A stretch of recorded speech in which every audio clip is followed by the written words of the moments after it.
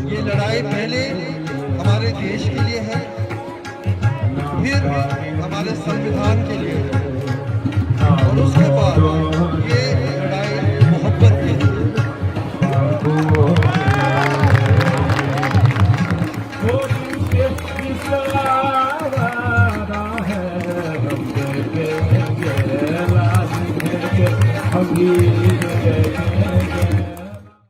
निसार मैं तेरी गलियों पे है वतन की जहां चली है रस्म कि कोई नजर उठा के चले, जो कोई चाहने वाला तवाफ को निकले नजर झुका के चले जिस्म जा बचा के।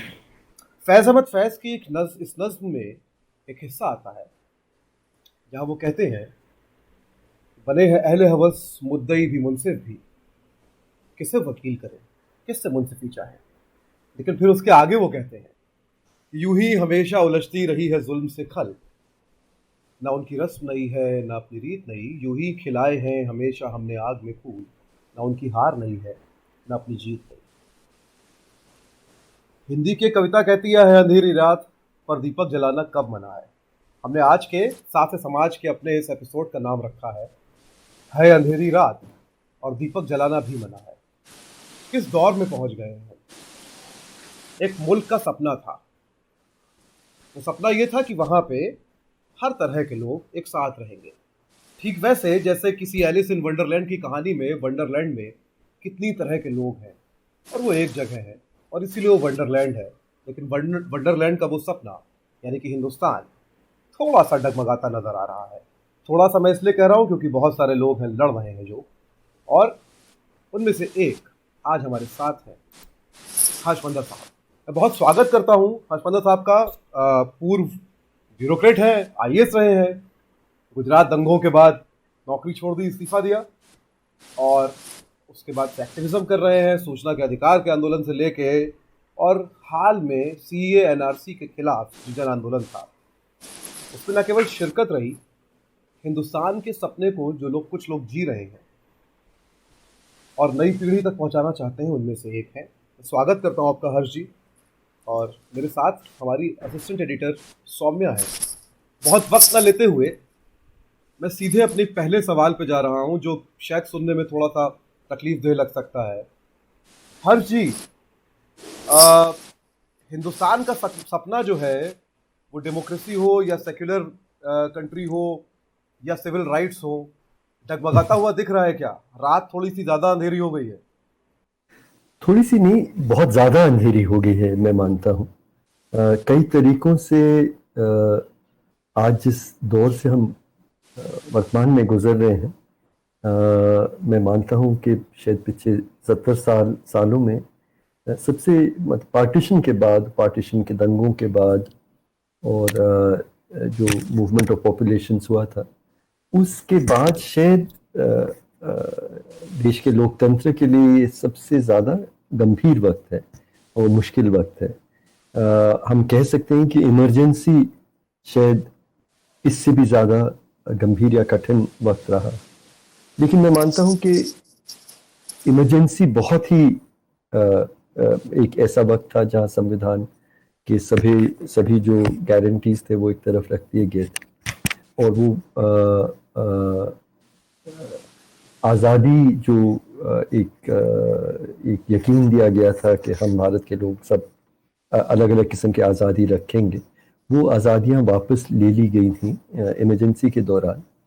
लेकिन मैं मानता हूँ कि आज भी वो आज़ादियाँ तो वापस ले ली गई हैं, लेकिन साथ में एक कम्युनल प्रोजेक्ट है, एक देश को बांटने का जो प्रोजेक्ट है वो इमरजेंसी में भी नहीं था। और जो नफरत और डर दोनों जो मिल के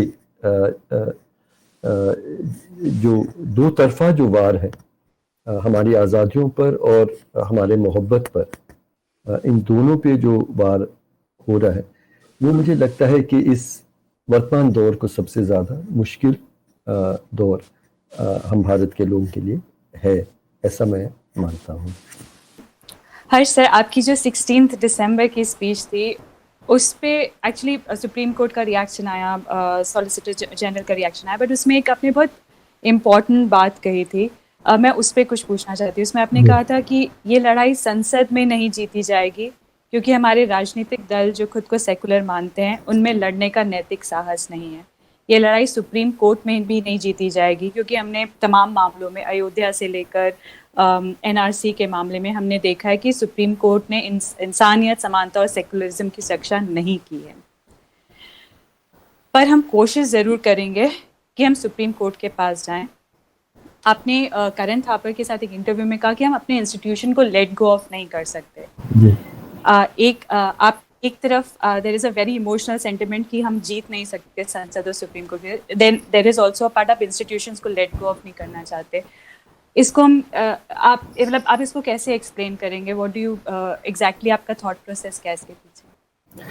देखिए, हमारे जो इंस्टीट्यूशंस हैं, जो देश के संविधान जब बनाया गया था तो ये देखा गया था जिसको बैलेंस ऑफ पावर के जो कार्यपालिका है, जो एग्जीक्यूटिव है, वो बहुत ज़्यादा पावरफुल नहीं हो, पार्लियामेंट जो है वो अकेले ज़्यादा पावरफुल नहीं हो, और जुडिशरी भी नहीं।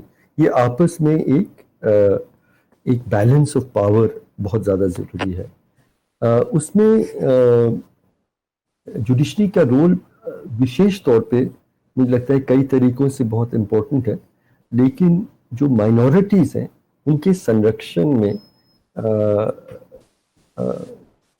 जो हायर जुडिशरी है उसकी भूमिका खास करके इम्पोर्टेंट है। मैं थोड़ा समझाने की कोशिश करता हूँ, क्योंकि डेमोक्रेसी सिर्फ majority, the will of the majority he democracy नहीं है। और ये बात हम लोगों को पूरे देश, दुनिया भर में हमें बहुत साफ समझ में आया जब जर्मनी के हालात हमने देखे। हिटलर वॉज इलेक्टेड, हिटलर को वोट से चुना गया, वो डिक्टेटर नहीं थे। और उनके पूरे कार्यकाल में जब वो यहूदियों के साथ मतलब करोड़ों की संख्या में जो उनके साथ जो अन्याय हुआ और बड़ी संख्या में होलोकॉस्ट में उनको मारा जा रहा था, उस वक्त भी मेजॉरिटी का उनके प्रति सपोर्ट था। तो मेजॉरिटी गवर्नमेंट था, लेकिन मेजॉरिटी गवर्नमेंट इस तरह का नरसंहार भी कर सकती है और अन्याय कर सकती है, ये सबको समझ में आया। तो democracy can not be only about the will of the majority, it has to be also के जो माइनॉरिटीज हैं, माइनॉरिटीज रिलीजियस माइनॉरिटीज हो सकते हैं, कास्ट के माइनॉरिटीज हो सकते हैं, सेक्सुअल माइनॉरिटीज हो सकते हैं, कई किस्म के माइनॉरिटीज हो सकते हैं, भाषा के माइनॉरिटीज हो सकते हैं, उनका संरक्षण एक मेजॉरिटी में, ताकि मेजॉरिटेरियन या फांसीवादी ना बने, उसके लिए सुप्रीम कोर्ट की और हाई कोर्ट्स की भूमिका बहुत अहम है कि वो ध्यान रखें कि कार्यपालिका कभी भी इस घमंड में ना हो कि हम कुछ भी कर सकते हैं क्योंकि मेजॉरिटी वोट हमारे साथ है। उसके संरक्षण के लिए माइनॉरिटीज़ के अधिकारों का संरक्षण जो संविधान में सोचा गया है, वो सुप्रीम कोर्ट, हाई कोर्ट को करना बहुत ज़रूरी है। तो मैंने निराशा व्यक्त की उस भाषण में, और सुप्रीम कोर्ट ने उसमें मुझसे सवाल भी पूछा और कहा कि हम आपको सुनेंगे नहीं अगर आपको इसी तरह से जैसे प्रशांत भूषण के साथ हुआ कि अगर आपको सुप्रीम कोर्ट के प्रति सम्मान नहीं है, विश्वास नहीं है, तो हम क्यों आपकी बात सुने। ये जब मैं एक्चुअली कपिल मिश्रा वगैरह के अरेस्ट के मामले को लेके मैं हाई कोर्ट में गया था, फिर सुप्रीम कोर्ट में गया था, तो उस मामले में उन्होंने कहा कि हम आपकी बात नहीं सुनेंगे, पहले आपको ये साफ करना है। तो मैंने एक तो पूरा स्पीच दिया है, और स्पीच में ये चीज़ें काफ़ी कुछ और ज़्यादा साफ भी करने की कोशिश की है, मैं और एक्सप्लेन भी कर सकता हूँ। लेकिन ये विशेष सवाल, मैं मानता हूँ कि निराशा तो हो सकती है कुछ फैसलों से, लेकिन यही सुप्रीम कोर्ट है और इस पे विश्वास छोड़ना कोई रास्ता नहीं है। उसको चुनौती देते रहना और उनके फर्ज, उनके कर्तव्यों को याद कराते रहना। इसलिए मेरा इनफैक्ट रिश्ता सुप्रीम कोर्ट में, मैं कई मामलों में गया हूँ कई सालों से। मैं 12 साल सुप्रीम कोर्ट की तरफ से राइट टू फूड का कमिश्नर भी था, और कि भूख की स्थिति ना हो वो सुप्रीम कोर्ट के लिए ही था। सुप्रीम कोर्ट में बेघर लोगों के मामलों को लेके गया, जो भिक्षा करने वाले लोगों के साथ जो उन्हें अपराधी माना जाता है, उस मामले को लेके मैं दिल्ली हाई कोर्ट में इनफैक्ट फैसला भी मिला। एनआरसी में डिटेंशन सेंटर्स के मामले में मैं गया, माइग्रेंट वर्कर्स के मामलों को लेके गया, सिटीजन अमेंडमेंट एक्ट में भी गया, और कपिल मिश्रा वगैरह के अरेस्ट के मामले में भी गया। मैं इन्हीं कोर्ट्स पे वापस जाता रहूंगा, क्योंकि ये हमारी सुप्रीम कोर्ट है, ये वहाँ बैठे लोगों की सुप्रीम कोर्ट नहीं है, हम भारत के लोगों का वो सुप्रीम कोर्ट है। हमारे संविधान ने उनको हक और जिम्मेदारियां दी हैं, और वो हक और जिम्मेदारियों को हम उनको याद दिलाते रहें, ये ज़रूरी है। इसलिए मैंने कहा कि मुझे निराशा भी है, लेकिन वो हमारी सुप्रीम कोर्ट है और मैं वहाँ जाता रहूँगा। आपको लगता है कि जो अवमानना का पूरा जो कंसेप्ट है, चूंकि अदालत न्यायपालिका भी जिस संविधान से शक्ति पाती है, उसको तो प्रस्तावना में ही हम भारत के लोग आत्मर्पित, अधिनियमित और अंगीकृत करते हैं। तो एक नागरिक के तौर पे अदालत पर सवाल उठाना या अदालत की आलोचना भी कर देना, ठीक है, या किसी फैसले की या न्यायाधीश की, क्या इसको अवमानना के दायरे में आना चाहिए एक लोकतंत्र में? आपको लगता है? मुझे बिल्कुल नहीं लगता। मुझे लगता है कि सम्मान के साथ आलोचना, असहमत होना, ये हम सब का अधिकार है। और महात्मा गांधी को हम लोग इस दौरान, प्रशांत भूषण ने भी उनको याद किया, लेकिन एक और केस में उन्होंने कहा, वो एक शब्द था कानून में, डिसअफेक्शन, कि आपने सरकार के प्रति डिसअफेक्शन दिखाया, वो सेडिशन के मामले में था। तो उन्होंने कहा कि अफेक्शन थोपा नहीं जा सकता आदेश से, अफेक्शन आपको, मेरा अफेक्शन जीतना पड़ेगा। इसी तरह से मैं मानता हूं कि न्यायालय के प्रति मेरा सम्मान आदेश से, और मैं जेल भेज दूंगा आपको, इस डर से तो इज्जत, वास्तविक इज्जत या सम्मान तो कभी भी डर से या जबरदस्ती से तो पैदा नहीं होता।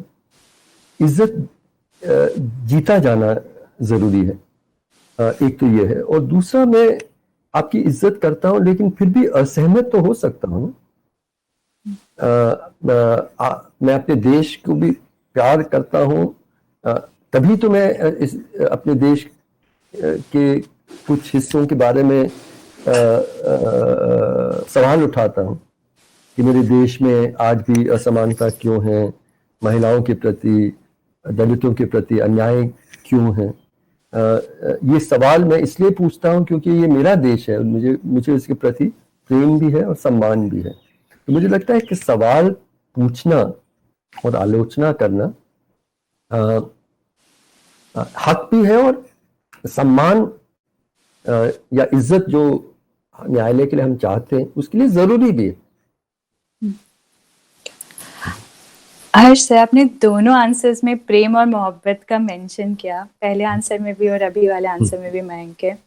तो मैं आपका जो प्रोजेक्ट है जिसके आप हिस्से हैं, कारवानी मोहब्बत, उसके बारे में पूछना चाहती थी कि अब ग्राउंड पे आप लगातार ट्रैवल किए इंडिया में अक्रॉस, आपने मॉब लिंचिंग से रिलेटेड जो भी मामले थे उन फैमिलीज से मिले। जब इन फैमिलीज से मिले, एक तो हमको दिखता है कि जो क्राउड के बीच में हेट था उसका क्या रिपरकशन मिला, बट मैं एक और चीज़ जानना चाहती थी, आपने क्या, did you find answers with in these families कि हम कैसे इस हेट को कर्ब कर पाए, क्योंकि they were the most impacted families. ऐसा कोई एक्सपीरियंस है, आप इस पे बारे में कुछ बात करना चाहें? जी, पहले तो संदर्भ थोड़ा सा मैं और विस्तारित भी करना चाहता हूँ। वो जो जिस भाषण को लेके सुप्रीम कोर्ट में भी मामला उठा, और अब कई दिल्ली के नॉर्थ ईस्ट में जो हिंसा हुई थी, सांप्रदायिक हिंसा, उसके लेके कई चार्जशीट्स में दिल्ली पुलिस ने ये आरोप लगाया है मेरे ऊपर कि उस भाषण में मैंने, इनफैक्ट अंग्रेजी में बहुत विचित्र फ्रेज है, he incited hate in the facade of peace. मतलब आप मतलब वो शांति और मोहब्बत की बात तो कर रहे थे, लेकिन उसके पीछे नफरत का अफसाना था, ये पुलिस का कहना है।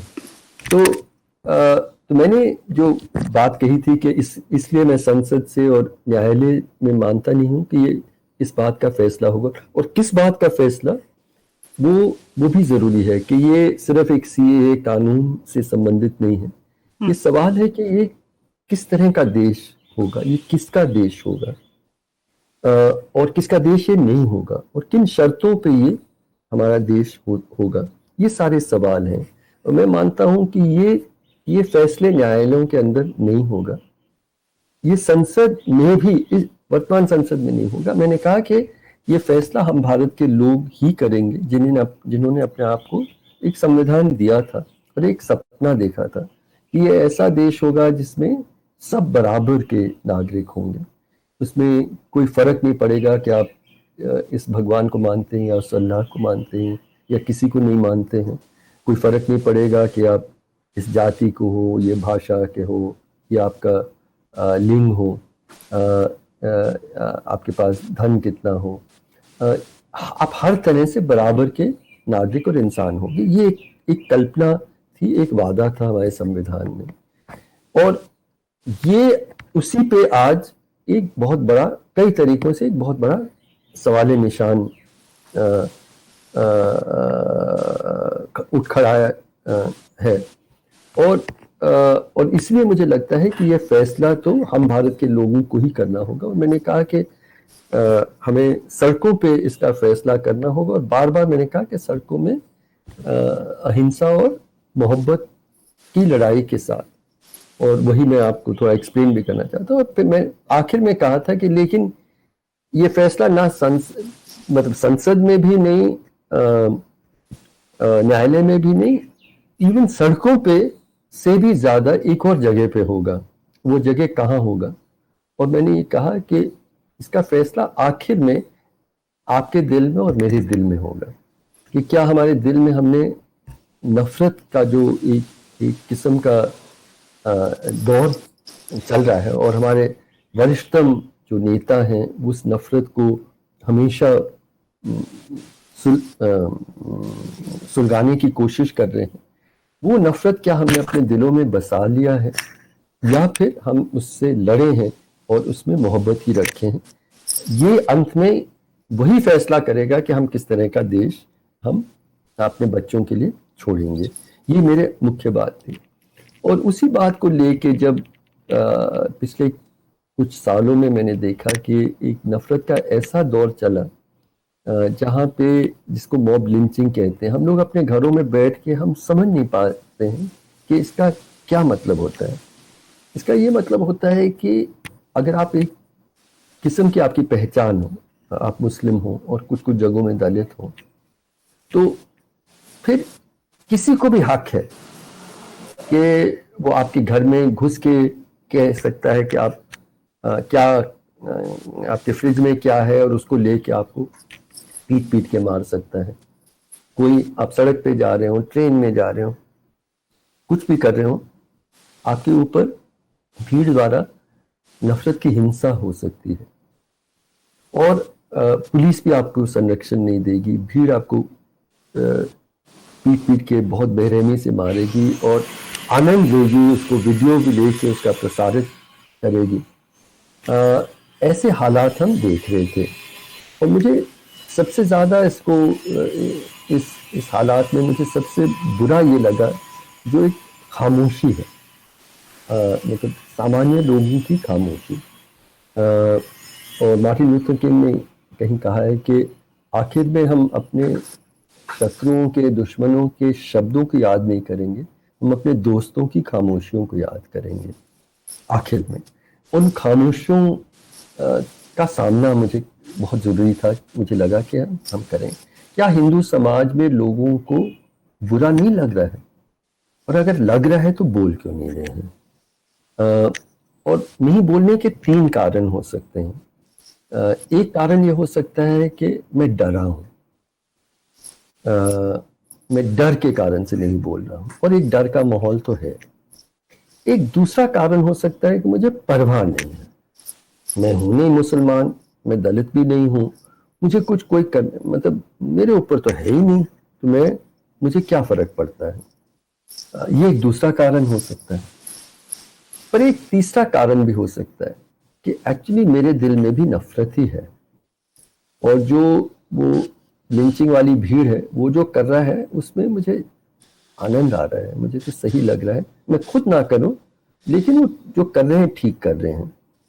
तो ये 3 कारण हो सकते हैं। तो एक किस्म से मैं एक चुनौती भी अपने, क्योंकि मुझे लगता है ये लड़ाई जो बार बार मैं कहता हूँ, ये लड़ाई हमारे नेता नहीं लड़ेंगे, ना हमारे जजेस, ये हम लोगों को ही आपस में फैसला करना होगा कि हम किस तरह का समाज चाहते हैं। और मैं चुनौती अपने साथियों को देता हूं कि आप खामोश क्यों हैं? इतनी बेरहमी से इतना ज़्यादा नफरत हमारे समाज में फैल गया है और आप खामोश हैं। और खामोश है तो ये 3 कारणों से बताइए, आप खुद को, मुझे नहीं बताइए, खुद को बताइए क्या क्या कारण है। क्या डर से आप चुप हैं, या आपको फर्क नहीं पड़ता इसलिए चुप है, या आपके दिल में भी नफरत वही है इसलिए आप चुप हैं? तो हम लोग, तो मुझे लगा कि इसके खिलाफ लड़ना बहुत जरूरी है, लेकिन नफरत की लड़ाई हम नफरत से ही करें तो नफरत और ज्यादा गहरा ही होगा। मान लीजिए कि आपके घर में पूरा अंधेरा है और आपको लगता है कि आपको उसके खिलाफ लड़ना है, तो आप ये कहें कि मेरी लड़ाई है कि आपके घरों में भी जो रोशनी है वो सब मैं बुझा दूं, तो अंधेरा तो फिर और गहरा ही होगा। मुझे लड़ना है तो एक छोटी सी भी दीपक आंधी के बीच में, तूफान के बीच में मैं जलाऊं, वही तो एक लड़ाई हो सकती है। तो इसी तरह से मुझे लगा कि हम इस नफरत के आंधी के बीच में हमें मोहब्बत की लड़ाई लड़नी होगी, मोहब्बत से अपनी लड़ाई लड़नी होगी। और तरीका यही सोचा कि हमने तय किया कि हम जिसके घर में भी नफरत के कारण से हिंसा हुई है और लोगों की जाने गई है, हम उनके पास जाएंगे, लेकिन एक पत्रकार के हैसियत से नहीं, एक फैक्ट फाइंडर के हैसियत से नहीं, एक ह्यूमन राइट्स एक्टिविस्ट के भी हैसियत से नहीं, बल्कि जैसे आपके परिवार में या आपके दोस्तों के बीच में ऐसे हादसा हो तो आप क्या करते, आप उस भावना से हम उनके पास जाएंगे। और ये 4 बातें हम उनको कहना चाहते थे। हमने कहा कि पहली बात कि आप तो हम बताना चाहते हैं कि आप अकेले नहीं हैं। बहुत सारे लोग हैं इस देश में जो आज भी आपके दर्द में शामिल हैं, और ये हम आपको बताना चाहते हैं। दूसरा कि हम माफ़ी चाहते हैं, हम माफ़ी चाहते हैं कि हमारा देश इस तरह का बन गया है जहाँ खुलेआम इस तरह से नफरत से आपके परिवार वालों को मारा जा सकता है।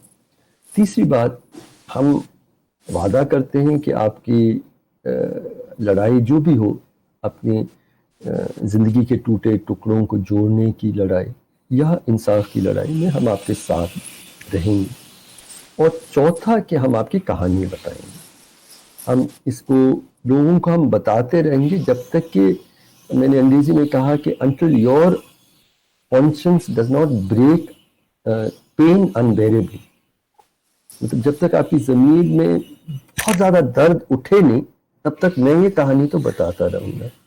और इस कारण से आपने मुझे आमंत्रित किया, मैं आपको यही कहानी बता रहा हूँ ताकि आपका ज़मीर पे मैं पहुँच सकूँ। लोगों ने हमें ये कहा, जो फैमिलीज़ ने कहा कि मतलब कई बार ये बात उठी कि अरे बस गोली मार देते, बस छुरा मार देते, इतना टॉर्चर करके क्यों मारा उन्होंने, उनके आंखों को निकाल के, उनके जो गुप्तांग हैं उसमें पत्थर मार मार के, मतलब जला के, टॉर्चर करके क्यों मारा उन्होंने। ये सवाल उठा रहे थे। तो मुझे लगता है कि और कोई भी हमारे पड़ोसी, किसी ने बीच में हमें बचाने की कोई कोशिश नहीं की, किसी ने साथ नहीं दिया।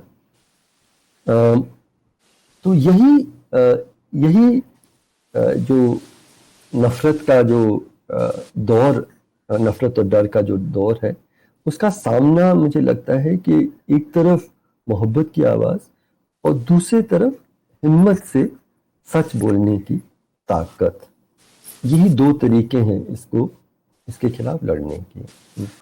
हर्ष जी, मैं थोड़ा सा हाल के दिनों से थोड़ा पीछे लेके जा रहा हूँ। जी। 1999 में एक फिल्म आई थी, समर।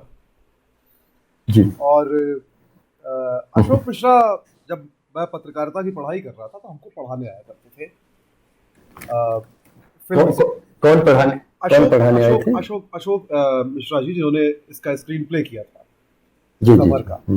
और फिल्म को नेशनल अवार्ड मिला था बेस्ट स्क्रीन प्ले का, स्टोरी का और बेस्ट फिल्म का। श्याम बेनेगल की फिल्म थी। आपकी किताब से ली गई एक कहानी पर आधारित थी, और unheard voices, stories of forgotten lives जो है, ये इसका किताब हिंदी वर्जन भी है, अनकही आवाजें। जी। ये किताब जो है, इसके बारे में कुछ बताइए, क्योंकि है क्या मामला कि नई पीढ़ी को नहीं पता है। ना तो उन्होंने समर देखी होगी, मुझे लगता है ज्यादातर लोगों ने, और हमको कॉलेज में दिखाई गई थी, यूनिवर्सिटी में, स्क्रीन पे राइटिंग के एग्जाम्पल के तौर पे।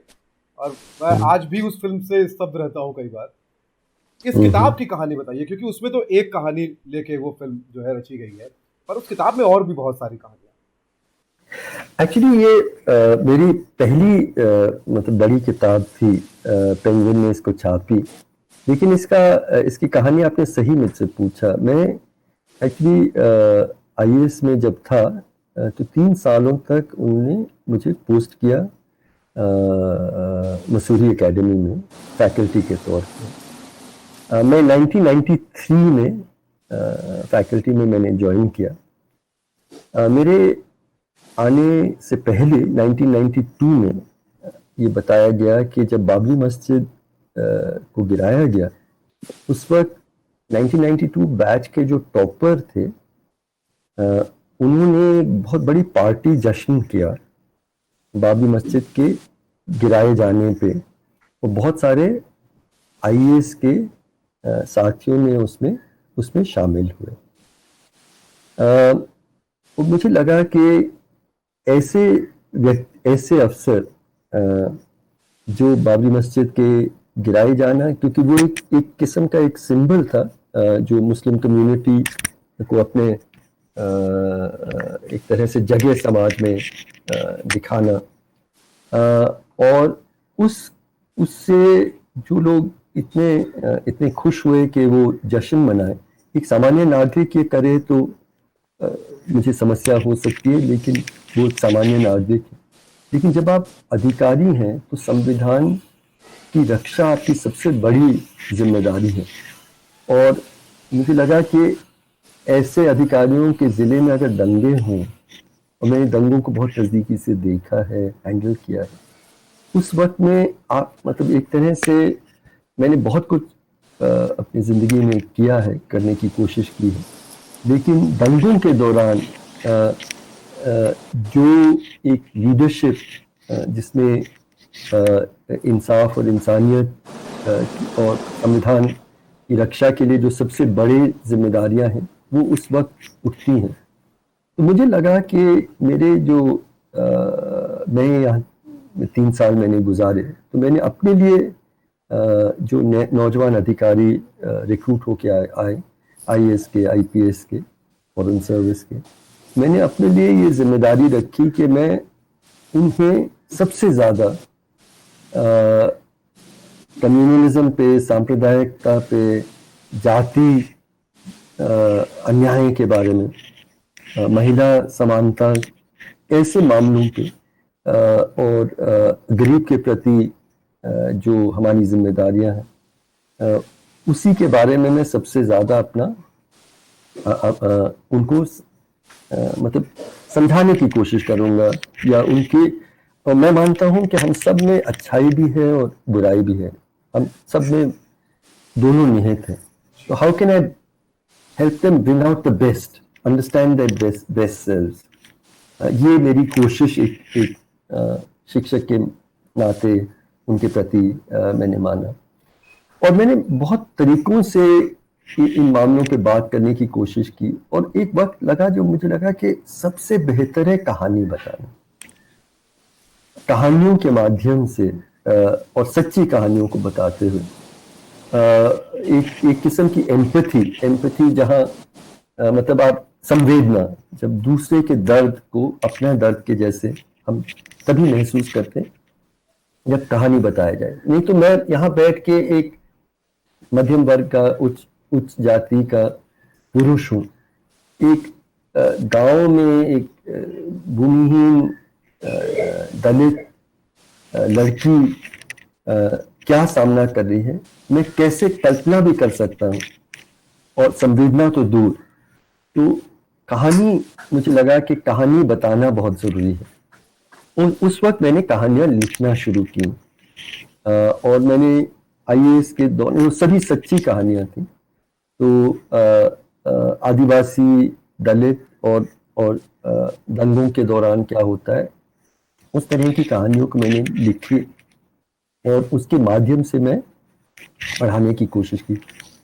फिल्में भी मैंने बहुत वहाँ दिखाई, फिल्मों पे भी मेरा विश्वास है। वो एक ऐसा वक्त था, आज की पीढ़ी को समझ में भी नहीं आएगा, जब कोई मतलब फिल्म मुझे दिखाने के लिए मुझे पूना फिल्म इंस्टीट्यूट से वो पूरे उनके रील्स को मसूरी तक ट्रांसपोर्ट कराना पड़ता था। और मैंने फिल्में भी दिखाई, कहानियाँ भी लिख के बताई, और कोशिश की कि मैं उनके दिल और ज़मीर तक पहुंच सकूं उसके माध्यम से। तो ये कहानियाँ तो एज ए टीचर ही मैंने अनहर्ड वॉइसेस की ज़्यादातर कहानियाँ लिखी।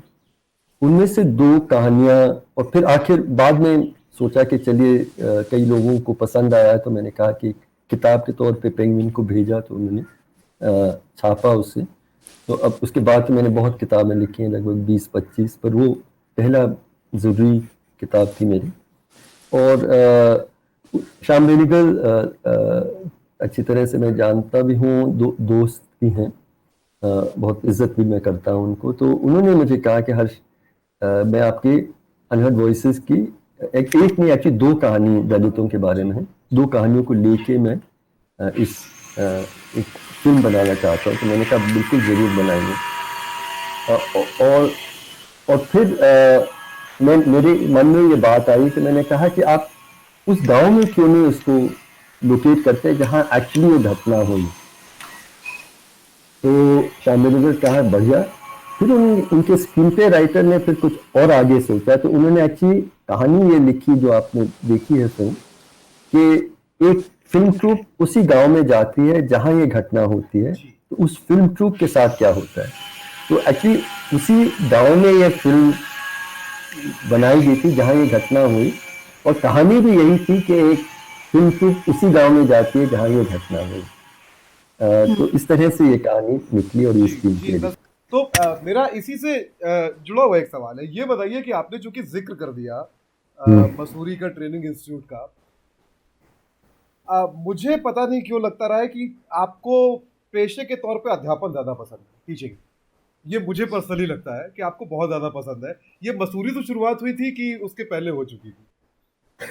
नहीं, एक्चुअली मैं पेशे के हैसियत से मुझे कई चीज़ें पसंद हैं। और मैं इसलिए मैं लेखक भी हूँ, मैं शिक्षक भी हूँ, मैं मानवाधिकार के लिए और शांति के लिए काम भी करता हूँ। 300 बेघर बच्चे हैं दिल्ली के जो मुझे पापा कहते हैं, वो भी मेरी एक हैसियत का हिस्सा है। लेकिन मुझे लगता है कि ये सब मैं अपने आप को लेखक या शिक्षक ऑथेंटिकली, मैं इसलिए अपने आप को एक ऑथेंटिक मान सकता हूँ क्योंकि मैं सीधा काम भी करता हूँ। तो मैं जो कुछ भी बोलता हूँ क्लासरूम के अंदर, वो मेरे सीधे अनुभव के आधार पे मैं बात करता हूँ। तो मैं सिर्फ शिक्षक होता मैं शिक्षण को एक्टिविज्म के हिस्से के तौर पे देख रहा हूँ, नो डाउट वो हिस्सा है। पर मुझे नौजवानों पे बहुत ज्यादा यकीन भी है, और मुझे इसलिए लगता है जरूरी। इनफैक्ट सौम्या ने 3-4 बार बात की, मैं काफी व्यस्त भी था, पर मुझे लगा कि नौजवान है, मैं कोई कॉन्डिसेंडिंग तरीके से नहीं बात कर रहा हूँ, लेकिन मुझे लगा कि सबसे अच्छा मुझे लगता है नौजवान लोगों के साथ बात करना, क्योंकि मुझे यकीन है कि अगर बदलाव हमारे देश या समाज में आएगा तो नौजवानों के माध्यम से ही आएगा। और इस कारण से शिक्षक भी बनना मुझे अच्छा लगता है। मैं कुछ जगहों में IIM अहमदाबाद में पिछले 10 सालों में एक सेमेस्टर पढ़ाता हूँ। वहाँ भी मुझे जब निमंत्रण मिला था पहली बार, तो कई मेरे दोस्त कहते थे कि अरे ऐसे जगह में जहाँ मतलब आपके पढ़ाने के तुरंत बाद वो लाखों करोड़ों रुपए का सैलरी लेके वो निकलेंगे, तो आप सबसे गरीब इंसान के दर्द की कहानी लेके उनके पास अगर पहुंचेंगे तो क्या फर्क पड़ेगा। तो मैंने पाया कि फर्क पड़ता है। और बहुत कुछ मैं भी सीखता हूँ। पर एक और चीज़ जो मैं सीखा हूँ, मैं कई जगहों में पढ़ाता हूँ, लेकिन सबसे सस्टेन तरीके से एकेडमी में मैंने 3 साल IAS एकेडमी में बिताया। मैं पिछले 10 सालों से IIM अहमदाबाद में पढ़ाता हूँ, और बेघर बच्चों के बीच में और नौजवानों के बीच में मैं कई सालों से मैं काम करता हूँ, और पढ़ाता नहीं हूँ फॉर्मली, पर उनके बीच में हूँ। और एक चीज़ मैंने बहुत जम के सीखा है कि, और कई बार मैं ये IAS अधिकारियों को और IIM के मेरे छात्रों को मैं यह जब बताता हूँ, वो चकित हो जाते हैं। मैं कहता हूँ कि मैंने एक ही चीज़ सीखा है कि आप में और जो बेघर बच्चे और नौजवान जिनको मैं बड़ा करने की कोशिश कर रहा हूँ, उनमें कोई फर्क नहीं दिखता मुझे, ना काबिलियत में, ना योग्यता में, ना चरित्र में, ना संभावनाओं में। मुझे लगता है कि प्रकृति एक जिसको हुनर है, योग्यताएं हैं, संभावनाएं हैं, वो लगभग समान रूप से पॉपुलेशन में उसे बांटता है। तो फर्क क्या है? फर्क सिर्फ अवसर का है। तो फर्क तो IIM में मैं अपने साथियों को बताता हूँ, और IAS में जब पढ़ाता हूँ, जब से ये नई सरकार आई है मुझे कभी बुलाते नहीं है, तो, लेकिन जब मैं वहाँ भी जाता हूँ, मैं एक चीज़ ज़रूर कहता हूँ कि आपको समझना ज़रूरी है कि आप neither are you in this room nor am I in this room because I deserve to be here। हम इसलिए नहीं हैं यहाँ, ना मैं हूँ ना आप हैं, क्योंकि आपका मेरिट ऐसा है कि आपको होना चाहिए। आप मुख्य रूप से यहाँ हैं क्योंकि जिंदगी ने आपको मतलब एक ऐसे जगह में पैदा किया और ऐसे मौके दिए जो इस देश के करोड़ लोगों को नहीं मिलता है। और इसलिए मैं उनसे कहता हूँ कि अगली बार जब आप सड़क पे गुजर रहे हैं और एक आदमी को देखते हैं, एक नौजवान जो किसी कंस्ट्रक्शन साइट पे काम कर रहा है, या एक किसी के घर में जाते हैं और एक नौजवान लड़की आपको चाय दे रही है, तो उनके प्रति देख के आपके मन में ये बात ज़रूर गुजरना चाहिए कि अगर इस लड़के को जो वहाँ ईंट लगा रहा है उसको वही मौके मिलते जो मुझे मिले हैं, तो शायद ये कोई बहुत बड़ा फिलोसोफर होता और वो लड़की पता नहीं शायद एक वैज्ञानिक निकल आती। और जो माइग्रेंट वर्कर्स जो लगभग अभी लेटेस्ट एस्टिमेट्स हैं, लगभग 3 करोड़ माइग्रेंट वर्कर्स जो सड़कों पे निकले, ज़्यादातर 15 और 30 साल की उम्र के बीच के थे। और उनमें और हम अपने घरों में बंद, और हम नेटफ्लिक्स में अपना बोर्डम दूर कर रहे थे और थोड़ा तंग हो रहे थे। हमने और उनमें फर्क इतना था कि ये इत्तेफाक कि हमारा जन्म कहाँ हुआ, बस यही फर्क है। कि शिक्षक के होने के नाते ये एक बहुत जिंदगी का सबक मैंने सीखा।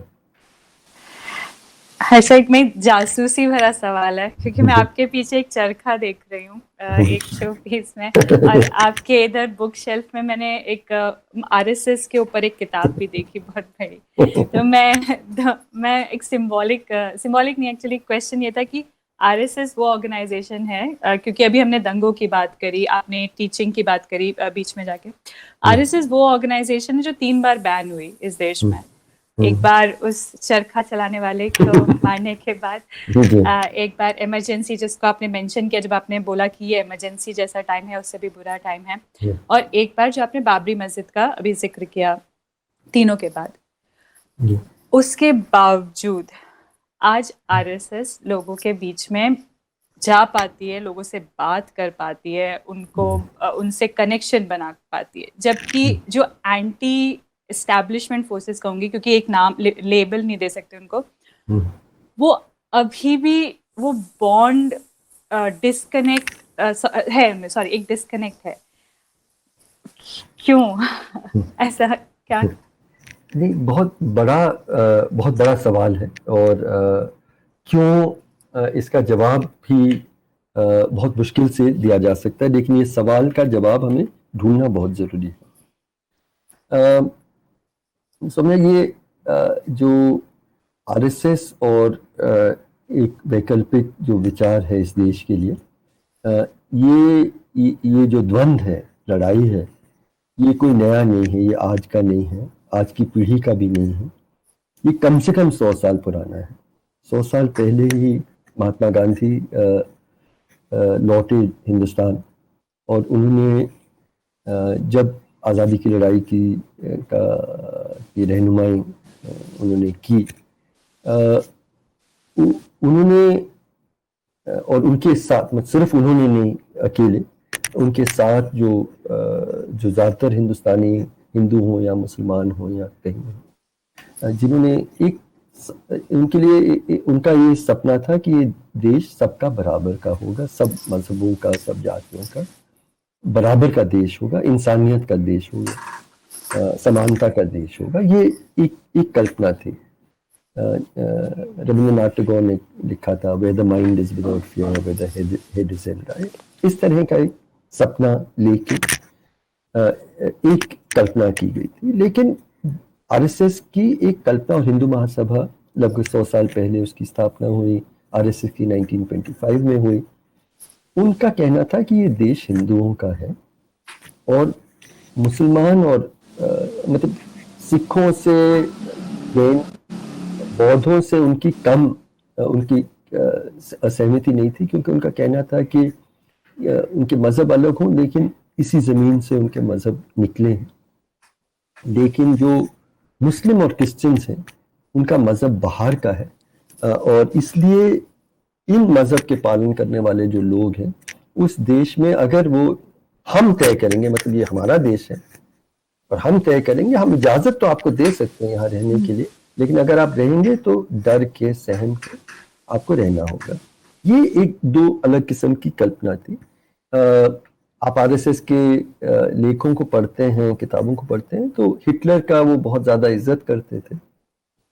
हिटलर ने जिस तरह का प्योर रेस वगैरह सोचा था, वही कल्पना उनकी रही है, आज भी हिंदू राष्ट्र की कल्पना है। आज हम उस स्टेज पे पहुंचे हैं 100 साल की लड़ाई में, जहाँ पे हमारे सबसे बड़े संवैधानिक पदों पे जो राष्ट्रपति हैं, उपराष्ट्रपति हैं, प्रधानमंत्री हैं, लोकसभा के स्पीकर हैं, वो सभी आरएसएस के ऐसे लोग हैं जिन्होंने आरएसएस में अपनी पूरी जिंदगी गुजारी है। उसके विचारधारा से वो बहुत ज़्यादा जुड़े हैं, और बहुत खुल के अपने विचारधारा के अनुरूप वो जो एक तरह से एक युद्ध सा चल रहा है, एक गृह युद्ध, एक अनडिक्लेयर्ड वॉर, और उसका सबसे बड़ा जो जो एक तरह से टारगेट हिंदुस्तान के मुसलमान हैं। दूसरे टारगेट्स जिसको लेफ्ट और लिबरल जो सेक्युलर हिंदुस्तान की बात करते हैं, वो दूसरे टारगेट हैं। और मैं मानता हूं कि देश का संविधान ही सबसे बड़ा टारगेट है, क्योंकि संविधान ने ही सबको बराबर के हक दिए और एक कल्पना अपने देश के लिए दी। तो संविधान पर ही एक बार है। तो जिसको आप कह रहे हैं, आपने जो एंटी नेशनल शब्द नहीं किया लेकिन एंटी शब्द तो यूज किया, विचित्र स्थिति हो गई है, क्योंकि आज एक तरह के संविधान एक रेडिकल डॉक्यूमेंट बन गया है, एक डॉक्यूमेंट ऑफ प्रोटेस्ट बन गया है। और यही सीए प्रोटेस्ट में हमने वही देखा कि देश का झंडा जहाँ सभी रंग हैं, देश का संविधान जो ये सारे हक देती है, ये एक तरह के symbols of protest and resistance बन गए। और जो इसके विपरीत जो संविधान के बिल्कुल वैकल्पिक सोच विचारधारा है, वो हावी हो गया है। और हम लोग कैसे इस जगह पे पहुंचे हैं, ये बहुत लंबा सवाल है। इसमें मुझे लगता है कि जो कांग्रेस पार्टी है, जो सो कॉल्ड सेक्युलर पार्टीज हैं, उन्होंने बहुत लंबे अरसे से जो जिन मूल्यों का के वो इस तरह से जो उन्होंने इनहेरिट किया था फ्रीडम स्ट्रगल से, उन मूल्यों से वो समझौता करते रहे। और आरएसएस जो हाशिए पे थी जब महात्मा गांधी की हत्या हुई, वो धीरे धीरे सेंटर स्टेज पे आ गया और आज ऐसी स्थिति पे आई है कि वो एक तरह से बहुत प्रभावी है। बीजेपी का 37.6% वोट शेयर था। अभी भी मतलब यह है कि 63% कम से कम लोग आज भी उससे असहमत हैं। ये एक सही है, लेकिन अगर आप ब्रेकडाउन थोड़ा ज़्यादा केयरफुली देखें तो थोड़ा और ज़्यादा चिंताजनक है, क्योंकि 37.6% में से 36% वोट शेयर सिर्फ हिंदुओं का था। हर तीसरा दलित ने भी बीजेपी को वोट दिया। और एनडीए का जहां तक देखें तो 52 या 52% जो हिंदू हैं देश के, उन्होंने एनडीए के लिए वोट दिया है। तो it is true that this present government has a majority of Hindus who see themselves as Hindus as supporting this government, but not the majority of Indians. और फर्क है, और ये फर्क बहुत जरूरी है। तो मैं वही जामिया वाले भाषण में मैंने एक बात और कही। मैं क्योंकि ये भाषण उस दिन मैंने दिया था एक रात पहले जामिया के लाइब्रेरी में बहुत बड़ी संख्या में, जब पुलिस घुसी थी, स्टूडेंट्स को मारा था, तो लोग बहुत मतलब आहत थे, जो स्टूडेंट्स थे, और हज़ारों की संख्या में इकट्ठा हुए थे। तो कुछ लोगों ने मुझे कहा कि आपका जाके वहाँ बात करना बहुत ज़रूरी है। इसलिए मैं वहाँ खड़ा हुआ और मैंने अपने दिल से ही बात की। तो शुरू में मैंने कहा कि ये लड़ाई किसी कानून के खिलाफ नहीं है, ये उस बात की है कि किस तरह का देश हम चाहते हैं और अपने बच्चों को देना चाहते हैं। लेकिन एक बात जो मैंने जोड़ी, मैंने कहा कि आज के बाद हिंदुस्तान के मुसलमानों को आप किसी को ये हक नहीं दें कि वो आपसे सवाल पूछें कि आप अपने देश के प्रति अपने मोहब्बत या अपने वफादारी को सिद्ध करें। मैंने कहा किसी को ये हक ना दीजिए, और खास करके उनको ना दीजिए जिन्होंने कभी आज़ादी की लड़ाई में भाग ही नहीं लिया। और दूसरी बात मैंने उनको कहा कि हम जो बाकी लोग हैं, जो गैर मुस्लिम हैं इस देश में, मेरा अपना परिवार भी उस जगह में रहते थे रावलपिंडी में, जहाँ से वो उजड़ के आए बहुत तकलीफ के साथ बंटवारे के वक्त। मैंने कहा कि 1947 में हम बाकी लोगों का एक ही देश था और वो था हिंदुस्तान या इंडिया। लेकिन देश के सिर्फ जो मुस्लिम थे उनके सामने एक चॉइस था, क्या मजहब के आधार पे बनी हुई पाकिस्तान में जाना चाहते थे या सब मजहबों को बराबर की इज्जत देने वाले इंडिया में वो रहना चाहते थे। और आपके पूर्वजों ने इंडिया को चुना, तो आप इंडियन बाय चॉइस हैं, हम बाकी लोग इंडियन बाय चांस हैं। तो अगर किसी कौम ने इस देश के प्रति अपने मोहब्बत को साबित किया है क्योंकि उनको मौका मिला एक चॉइस के हैसियत से, तो इस देश के मुसलमान हैं। तो मुझे लगता है कि हम लोग आगे बढ़ें, ये देश सबका बराबर का है। और मुझे लगता है कि जो मेरी दृष्टि से जो नफरत फैलाते हैं और हमें बांट रहे हैं, वही इस देश के एंटी नेशनल हैं, वही इस देश के खिलाफ हैं। क्योंकि अगर हम सचमुच इस देश को मजबूत और आगे बढ़ाना चाहते हैं, अब देखिए इकोनॉमिक ग्रोथ की क्या स्थिति है, बेरोजगारी की क्या स्थिति है, स्वास्थ्य व्यवस्था नहीं है, शिक्षा व्यवस्था नहीं है। इन समस्याओं से जूझने के लिए हम लोग ये इन हिंदू मुस्लिम में हम बटे रहेंगे तो कभी भी इस देश को हम आगे नहीं बढ़ा पाएंगे। तो मुझे लगता है कि जो हमें बांटने की कोशिश कर रहे हैं, हमारे दिलों में नफरत भर रहे हैं, डर भर रहे हैं, वो मेरी दृष्टि से संविधान के भी दुश्मन है, उस देश के भी दुश्मन है। तो मैं आखिरी सवाल में कोई सवाल नहीं पूछना चाहूँगा, मैं बस सिर्फ ये पूछना चाहूँगा कि आपको क्या लगता है, क्योंकि आपने बहुत लिखा है इस बारे में और बहुत पढ़ा है, गांधी अभी होते तो क्या कर रहे होते? जी बिल्कुल गांधी होते तो बहुत सारी चीज़ें मैं देखता हूँ। बहुत सुंदर सवाल भी आपने पूछा। अनीस किदवाई हैं जिन्होंने अपना संस्मरण लिखा है आज़ादी की छाँव में। उनके जो पति थे वो बंटवारा के दंगों के दौरान लोगों को बचाने की कोशिश में उनकी जान चली गई थी। तो वो विधवा थी और इद्दत को पूरा किए बिना ही वो गांधी जी के पास दिल्ली में पहुंची। तो कहा कि ऐसे देश में हमारी ज़रूरत है, तो इसलिए मैं आपके पास पहुंची। उन्होंने कहा कि गांधी जी बहुत उदास दिखे। तो गांधी जी से पूछा क्यों, तो गांधी ने कहा कि मेरा काम तब तक पूरा नहीं होगा जब तक इस शहर में, दिल्ली के बारे में बात कर रहे थे, क्योंकि हिंसा बहुत थी, नफरत था। मेरे अपने परिवार जैसे जो रेफ्यूजीज आ रहे थे लाखों की संख्या में, बहुत दुखी, बहुत नाराज।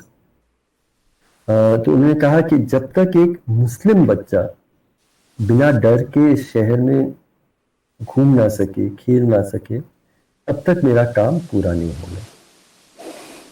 और एक दूसरी बात उन्होंने एक टैलिस्मैन या ताबीज़ के तौर पे लिखा था, वो भी मरने के कुछ मारे जाने के कुछ महीने पहले।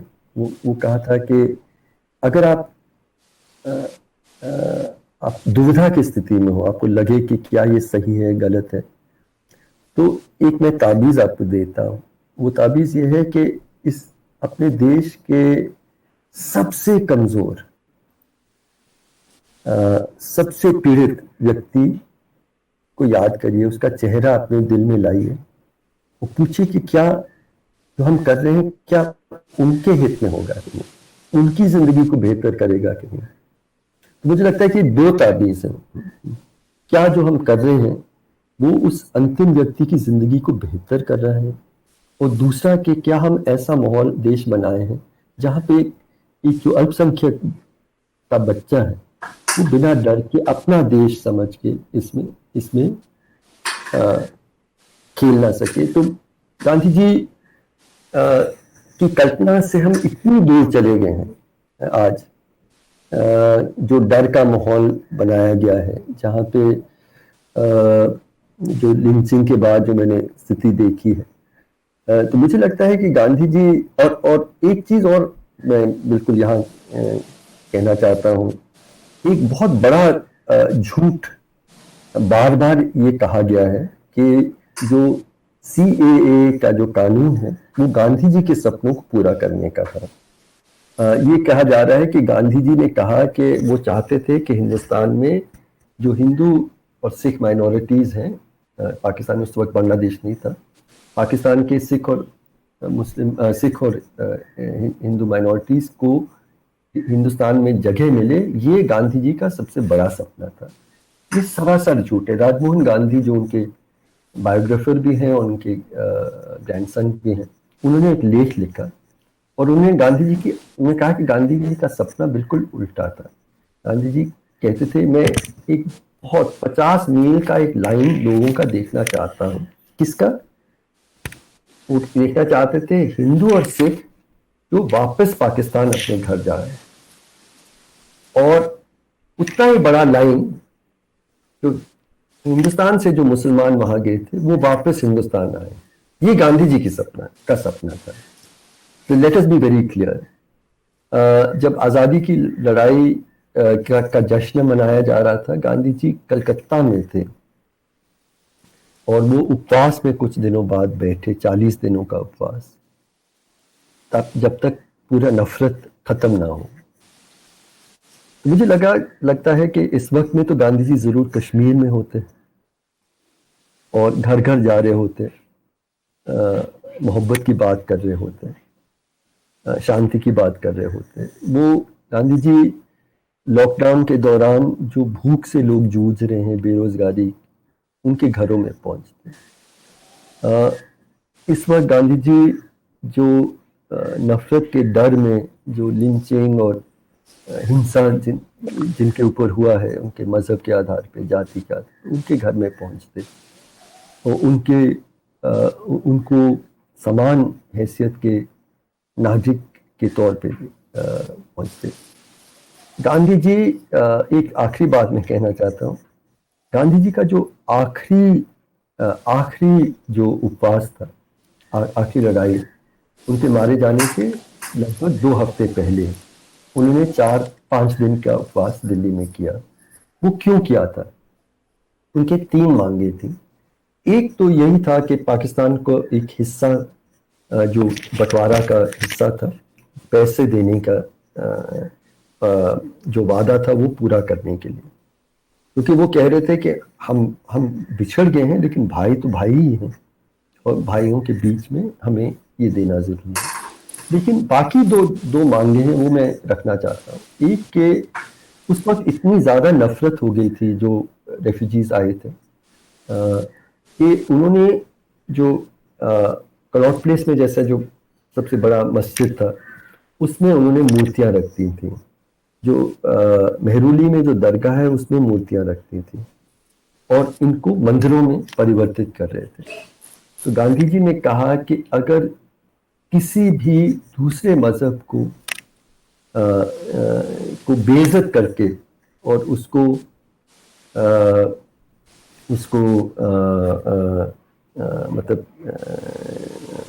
उसको नीचा दिखाकर अगर आप अपने मजहब को बनाते हैं, वो मेरे मजहब का कोई मतलब नहीं होगा एक हिंदू होने के नाते। अगर किसी भी मस्जिद को, दरगाह को आपने ज़बरदस्ती से बेइज्जत किया है और उसके ऊपर आपने मंदिर बनाया है, तो उनकी मांग थी कि ये वापस किया जाए। तो इसलिए मैं एक और चीज़ भी कहना चाहता हूँ, और एक आखिरी उनकी मांग ये थी कि जो मुसलमान लोगों के घरों से उनको डरा धमका के, पीट के, मार के उनको निकाला जा रहा था, ये रेफ्यूजीज उन्हीं घरों पे कब्जा कर रहे थे और कह रहे थे आप वापस पाकिस्तान जाएं। उनका कहना था कि वो पाकिस्तान नहीं जाएं और इज्जत के साथ आप उनको वापस अपने घरों में बुला लें और खुद रेफ्यूजी कैंप में जाएं। ये उनकी तीसरी मांग थी। और तीनों मांगों को 5 दिनों के बाद 1 लाख लोग दिल्ली के सड़कों में निकले उनके समर्थन में।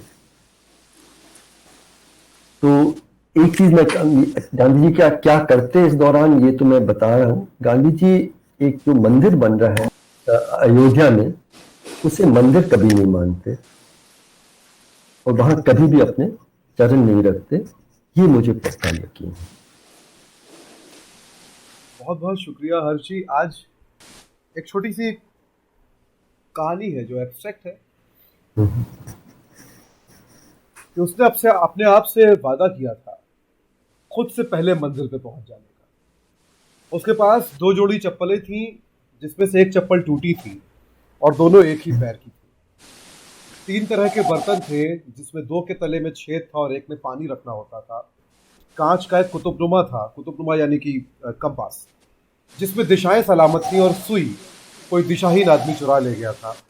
उसके झोले में इस्त्री किए हुए कपड़ों और सफ़ेद दाढ़ी वाले तानाशाह के मनमोहक भाषण थे जिनसे खुद को दिलासा दिया जा सकता था कि एक दिन सब ठीक हो जाएगा। वो तेज दौड़ने की आदत पाल चुका था और चप्पलों के पीछे लिखा था कि ये जिंदगी भर साथ देंगी। अलबत्ता ये नहीं लिखा था कि ये जुमला चप्पलों की जिंदगी पे लागू होता था कि उसकी। यही बात तानाशाह के भाषण में भी कई बार आती थी और तानाशाह के भाषण थे कि खत्म ही नहीं हो रहे थे। उसकी हथेलियों में हाथ के बल चलने के निशान थे, जबकि उसकी माँ कहती थी कि वो पैदा होते ही दोनों पैरों पे सीधा खड़ा होकर घर से बाहर निकल गया था। एक पागल लेखक था जिसे सब समझदार कहते थे। वो कहता था घर कहीं नहीं होता। वो चाहता था कि वो उसकी कोई एक किताब पढ़े, लेकिन उसके झोले में पहले से 3 किताबें थी जिसमें से एक वो चाहने के बाद भी जला नहीं पाया था, जिसमें प्रस्तावना पूरी किताब से बड़ी लिखी गई थी। बाकी 2 किताबें छूते ही उसके बीमार हो जाने का खतरा था। वो किताब की जगह बनाने के लिए झोला पलटता तो उसमें से एक बूढ़ी औरत की 2 साड़ियाँ, एक बीमार बुजुर्ग और 2 मजबूर औरतें गिर पड़ती। उसने पिछली बार रेगिस्तान में पानी पीते वक्त अपना एक पैर काट लिया था, जिससे एक ही पैर की 2 सलामत चप्पलें भी उसे ज़्यादा लगे और उसे यकीन है कि इससे वो तेज़ भाग सकेगा। ज़्यादा चप्पलों से तेज़ भागने का भ्रम सिर्फ उसको ही नहीं है, तानाशाह के भाषणों में भी इसका जिक्र बार बार आता है। वो यकीन करता है तानाशाह पर, चप्पलों पर लिखे हुए गारंटी के वाक्य पर और माँ पर। इनमें से 2 से वो कभी नहीं मिला, एक को गले लगाने के लिए और एक को टूटी हुई चप्पलें भेंट देने के लिए। गांधी कहते हैं जिस आदमी की कुर्बानी की भावना अपने संप्रदाय से आगे नहीं बढ़ती वो खुद तो स्वार्थी है ही, अपने संप्रदाय को भी स्वार्थी बनाता है। मेरे रामराज्य का अर्थ हिंदुओं का शासन नहीं है।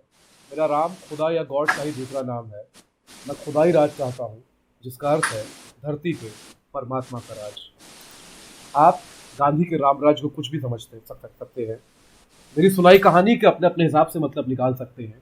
आप जिसको चाहे तानाशाह मान सकते हैं, जिसको चाहे नहीं मान सकते हैं, पर इतिहास के प्रोसेस पे यकीन रखते हुए ये जानिएगा और यकीन मानिएगा कि एक दौर में हिटलर था। यही सब हो रहा था जब रूसी फौजें बर्लिन में घुसी तो जर्मन यकीन नहीं कर पा रहे थे कि वो कभी युद्ध भी हार सकते हैं और हिटलर आत्महत्या कर सकता है। पर यह सब कुछ हुआ था और आज जर्मन हिटलर का नाम भी लेने में शर्मिंदा है। आप अपनी पीढ़ियों को क्या दे के जाना चाहते हैं?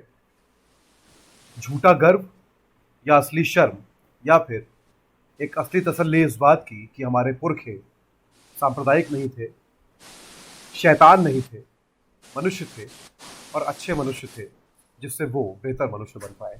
हर्ष जी बहुत बहुत शुक्रिया आपका। सौम्या बहुत शुक्रिया। Thank you Harsh sir. आप लोग देखते रहिए मीडिया विजिल। हम लोग ऐसे ही शो लाते रहेंगे और ये हमारा मिशन भी है और हमारी मजबूरी भी कि हम वो सब नहीं कर सकते जो मेन स्ट्रीम मीडिया कर रही है। बहुत बहुत शुक्रिया साथ ही समाज देखने के लिए। ये लड़ाई पहले हमारे देश के लिए है, फिर हमारे संविधान के लिए है और उसके बाद ये लड़ाई मोहब्बत के लिए।